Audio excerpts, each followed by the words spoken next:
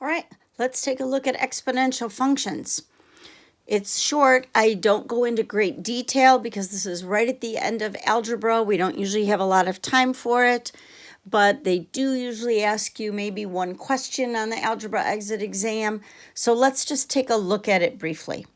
Exponential functions. The function of x equals ab to the x power, where a cannot be 0, b cannot equal 1, and b must be greater than 0. There's a lot of rules. So the exponent is the x variable. Y equals 4 to the x power. A must be greater than 0, and b must be greater than 1. The base is 4. Exponent is x. A number greater than 1 as the base shows exponential growth. On the right-hand side, I have a base of 1/3. A fraction, so a number less than 1, a fraction base shows exponential decay. We all know that in an exponential graph, this is the shape that your graph is going to take. It's going to go up really fast because it's going up exponentially, or it's going to come down really fast exponentially. It is never going to cross this line, but it's going to get so close that you would not be able to see it. The exponent is the x variable. So here I have y equals -5 times 2 to the x power. A, which is -5, is less than 0, and b greater than 1. Base is 2, exponent is x.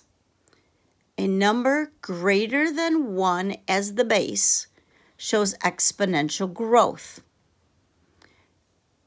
In this case, my base is 0.4.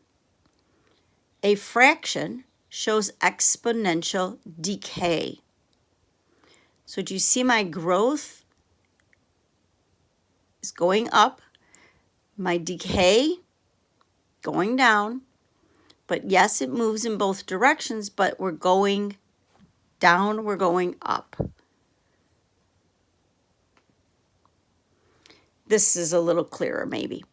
For y equals ab to the x power. When b is greater than 1, then the graph will have one of these shapes.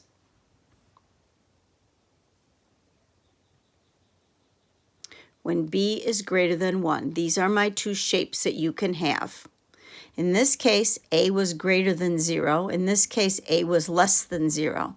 But these are my two graphs that show exponential growth. Exponential decay. In this case, for y equals ab to the x power, if b falls between 0 and 1, so it's less than 1, but it has to be greater than 0, then the graph will have one of these two shapes.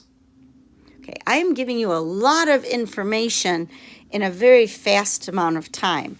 This takes a while. You need to stop and you need to look at these pictures to understand your graphs. A is greater than 0. So clearly, anytime A is greater than 0, I am above the x-axis. When A is less than 0, I'm below the x-axis. All right, now B. When B is greater than 1, I'm going up to the right. When B is less than 1, I'm going up to the left. Now I'm going to the red portion. So now A is less than 0. Either I'm going down to the right or up to the right for growth. For decay, I'm going up to the left or down to the left for decay. Maybe that helps a little bit. Decay, left, where you think of negatives. You think of positives when you think of growth.